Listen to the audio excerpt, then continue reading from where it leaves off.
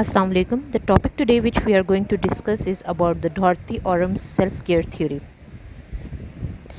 Objectives are discuss brief background of Dorothy Orum, explain four major concepts of her theory, identify assumptions of the theory, describe nursing paradigm of the theory, discuss some of the strengths and weaknesses of her theory. हमारे पास introduction आ रहा है। तो सबसे पहले बताया गया है कि Dorothy Orem was born in 1914 in Baltimore US and she was died on 2007 in Savannah, Georgia. After that, she earned her diploma in nursing from Providence Hospital, Washington DC. In 1939, she did her BSN in education from Catholic University of America. After that, MSN in education in 1945 and PhD in 1976. So डॉर्थी Orem की जो first theory publish हुई थी nursing के अंदर वो थी concept of practices, जो कि 1971 में हुई थी। सेकंड उनकी जो थ्योरी पब्लिश हुई थी वो 1980 में हुई थी, उसके बाद 1995 में एंड आफ्टरवर्ड 2001 में। ऑरिजिन या डेवलपमेंट उनकी थ्योरी की किस तरीके से हुई थी? तो Orem theory is based on the premises that the people have the innate ability, right and responsibility to care for themself. कि डॉर्थी ऑरम ने हमें ये अपनी थ्योरी में बताया है कि एक इंडिविजुअल या एक इंसान के अंदर पैदाइशी तौर पे ये एबिलिटी होती है और ये उसकी रिस्पॉन्सिबिलिटी होती है कि वो अपना ख्याल रखे। ठीक है, नेक्स्ट हमें बता रहे हैं कि Aurum believed a general model और theory created for a practical science such as nursing encompasses not only the what and why but also the who and how. तो ये 2006 में उनकी स्टेटमेंट आई थी कि बेसिकली नर्सिंग प्रैक्टिसेस या practical science ये नहीं है कि भाई नर्स ने सिर्फ देखना है कि उन्हें क्या करना है, व्हाट एंड वाई का आंसर उन्हें नहीं ढूंढना, बल्कि उन्होंने हु एंड हाउ का भी आंसर, यानी कि एक इंडिविजुअल है या पेशेंट है तो अगर वो बीमार है तो वो किस तरीके से उनको ठीक कर सकते हैं या कौन से ऐसे स्टेप्स फॉलो करेंगे या कौन सी केयर प्रोवाइड करेंगे जिससे वो हेल्थ की तरफ जा सके। मूविंग ऑनवर्ड, तो हमारे पास Dorothy Orem self care deficit theory में क्या बताया गया है? तो Dorothy Orem self care deficit theory defined nursing as, अब यहाँ पे नर्सिंग की क्या डेफिनेशन डॉर्थी की थ्योरी में आई है? तो उसमें ये था the act of assisting other in provision and management of self care to maintain और to improve human functioning at home और एट होम लेवल और ऑफ इफेक्टिवनेस। अब यहाँ पे बताया गया है कि नर्सिंग का बेसिकली काम क्या है कि कोई भी इंडिविजुअल है उसको असिस्ट करना है, उसकी हेल्प करनी है।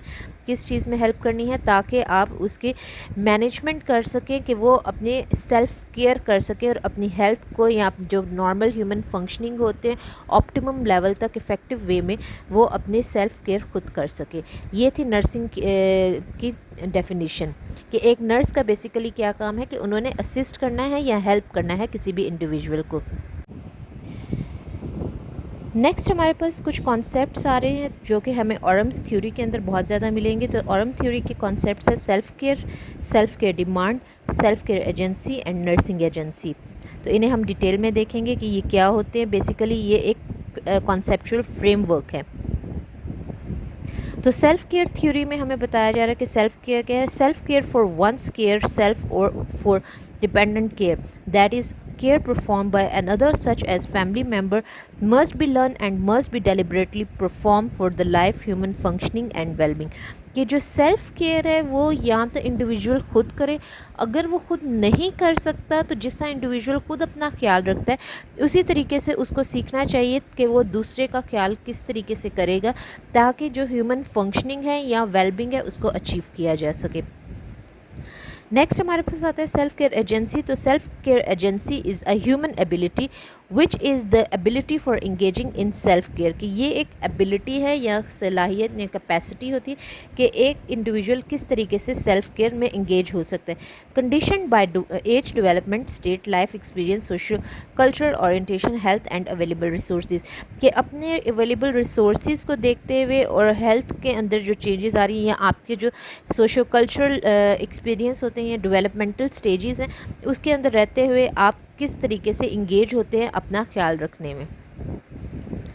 नेक्स्ट हमारे पास आता है कि सेल्फ केयर डिमांड क्या है। तो self care demand basically therapeutic self care demand is the total self care action performed for some time period aim to meet non self care requisites by using appropriate method and using set of action। अब इस simple words में self care demand हम किसको कहते हैं कि ये therapeutic actions होते हैं, ठीक है, जिसके अंदर जो है आप किसी के बिहाफ के ऊपर सेल्फ केयर यानी कि केयर प्रोवाइड करते हैं, और वो भी एक प्रॉपर मेथड में और प्रॉपर एक्शन में। फॉर एग्जांपल एक इंडिविजुअल है जो कि बेड रिडन है, तो एक नर्स क्या करती है कि उसकी पोजीशनिंग करेगी या उसकी पोजीशन को चेंज करेगी या उसकी क्लोथ्स को चेंज करेगी, उसके मतलब बाथिंग का ख्याल करती है। तो वो इंडिविजुअल के बिहाफ पे अप्रोप्रिएट मेथड यानी कि एक प्रॉपर वे के अंदर करती है, ताकि जो भी उस बंदे की या इंडिविजुअल की या पेशेंट की डिमांड है उसको फुलफिल कर सके।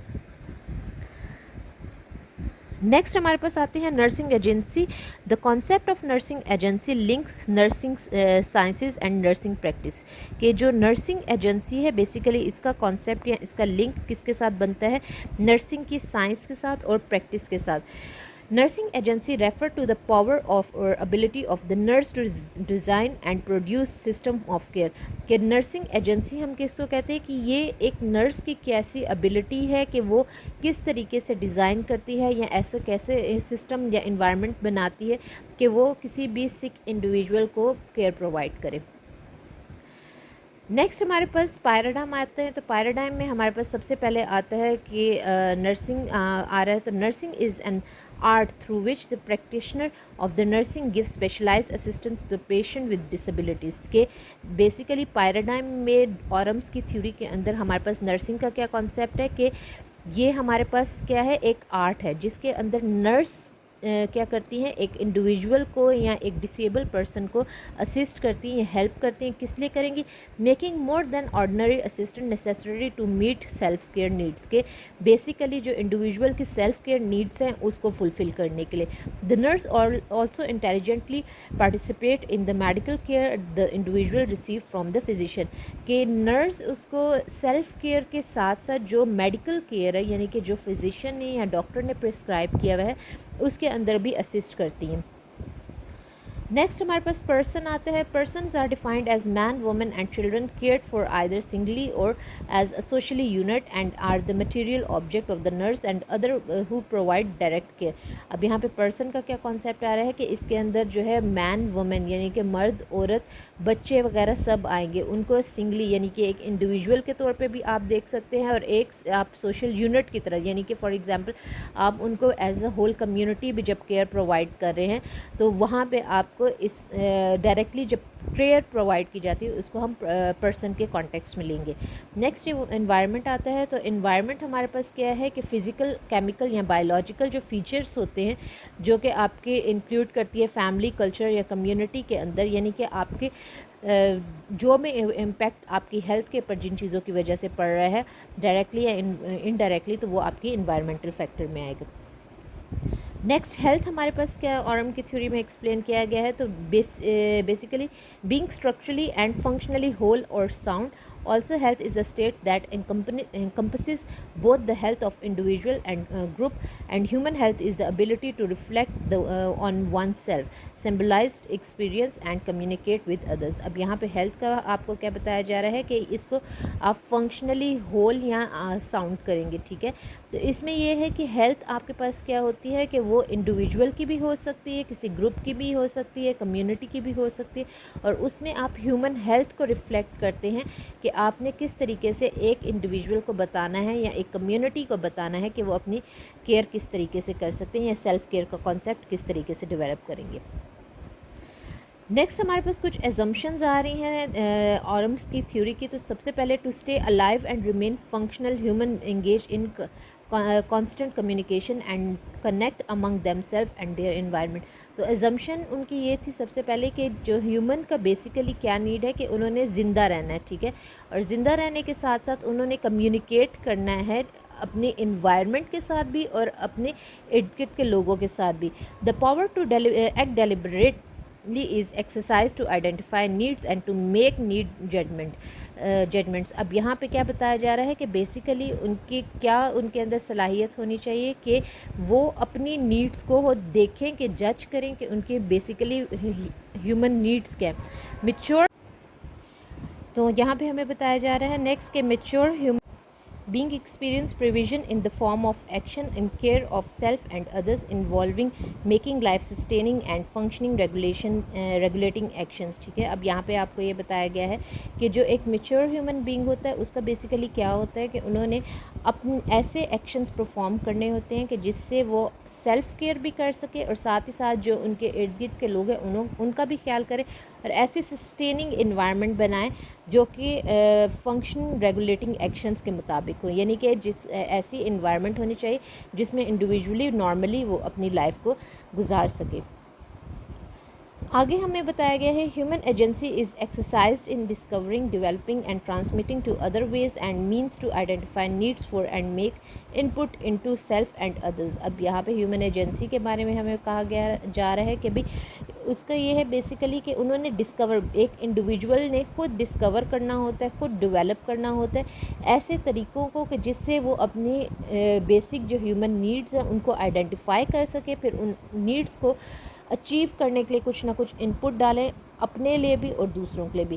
Group of human beings with the structured relationship cluster task and allocate responsibilities for providing care to the group members. अब ग्रुप्स के बारे में कि अगर फॉर एग्जांपल कोई कम्युनिटी है तो वो इस तरीके से ग्रुप की फॉर्म में या नेटवर्क के फॉर्म में होनी चाहिए ताकि उनकी जो भी रिस्पॉन्सिबिलिटीज़ हों वो सब अपनी रिस्पॉन्सिबिलिटीज़ को डिवाइड करें और उन रिस्पॉन्सिबिलिटीज़ के अकॉर्डिंगली जो भी ग्रुप मेंबर्स हैं उनके नीड्स को फुलफ़िल करें। फॉर एग्जांपल अगर कोई फैमिली है तो फैमिली में अगर बच्चे हैं तो जो हेड ऑफ़ द फैमिली है वो उन सब की नीड्स को आइडेंटिफाई करेंगे और उनकी नीड्स को फुलफ़िल करेंगे।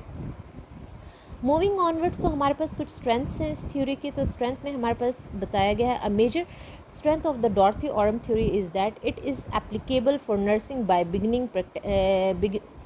beginning practitioners and the advanced clinicians। अब इसमें आपको सबसे बड़ी स्ट्रेंथ बताई गई है कि जो न्यूली प्रैक्टिशनर यानी कि न्यू नर्सिस बनती हैं उनके लिए भी ये है कि वो इसको यूटिलाइज़ कर सकते हैं और जो एडवांस क्लिनिशियंस हैं वो भी इसको यूटिलाइज़ कर सकते हैं। नेक्स्ट हमारे पास आ रहे हैं जो स्ट्रेंथ है provide a comprehensive basis for nursing practice के। आपको बहुत ही कॉम्प्रिहेंसिव या डिटेल फॉर्म में आपको नर्सिंग प्रैक्टिसेस के बारे में बताया गया है। It has utility for professional nursing in the area of nursing practices, nursing education and administration. कि आप ऑरम्स की जो थ्योरी हैं उसको आप प्रैक्टिसेस में भी यूटिलाइज़ कर सकते हैं, उसके साथ साथ आप एजुकेशन साइड पे भी कर सकते हैं और एडमिनिस्ट्रेशन साइड पे भी आप इस थ्योरी को यूटिलाइज़ कर सकते हैं। The term self-care nursing system and self-care deficit are easily understood by the beginning student nurses and can be explored in greater depth as they gain more knowledge and experience। अब इसमें आपको बताया जा रहा है कि जो फ्रेशर्स होते हैं, जो न्यूली नर्सेज बनती है, ये थ्योरी जो है इजीली वो समझ सकती हैं, ठीक है। और with the passage of time इसकी डेप्थ को जैसे जैसे वो नॉलेज या एक्सपीरियंस गेन करते हैं तो ये थ्योरी उनके लिए समझना बहुत ही आसान हो जाएगा। वीकनेसेस हमारे पास थ्योरी के क्या आ रही हैं, तो सबसे पहले तो ये थ्योरी बहुत ही सिंपल है लेकिन ये कॉम्प्लेक्स है, ठीक है। और जो टर्म यूज़ हुई है सेल्फ केयर की, तो ये मल्टीट्यूड्स यानी कि ये इसके बहुत से मीनिंग्स आ रहे हैं। जैसे कि इसमें आपको सेल्फ केयर के बारे में बताया तो सेल्फ केयर एजेंसी के बारे में भी बताया, उसके साथ सेल्फ केयर डिमांड के बारे में भी बताया, self care deficit, self care requisite. तो ये एक यूनिवर्सल टर्म इस्तेमाल कर ली गई है जो कि सेल्फ केयर के बारे में, और जब कोई रीडर इसको रीड करता है तो वो हाईली कंफ्यूज होगा। नेक्स्ट हमारे पास थ्योरी के बारे में जो डेफिशिएंसी या वीकनेस हमें बताई गई है, तो हेल्थ को इन्होंने एक 3 स्टैटिक्स के अंदर या कंडीशंस के अंदर हेल्थ को इन्होंने बता दिया है, जिसका मतलब ये है कि जो नर्सिंग सिस्टम है वो एक कॉन्क्रीट सिस्टम है, ठीक है, जिसमें यानी कि रिजिडिटी बताई गई है। अब जितना भी ऑरम ने अपनी थ्योरी के अंदर काम किया है वो लिमिटेड कर दिए हैं, या उसके जो एक्नॉलेजमेंट है वो इंडिविजुअल के इमोशंस या इमोशनल नीड्स जो हैं उसके ऊपर उसने कन्फाइंड की हुई है। और अगर हम देखते हैं तो इसके अंदर आप देखेंगे कि एक डायनामिक या आपको चेंज चीज़ फील होंगी। तो ये हमारे पास थी डॉर्थी ऑरम की थ्योरी। Still if you are having any confusion you can ask it in comment section. Thank you so much.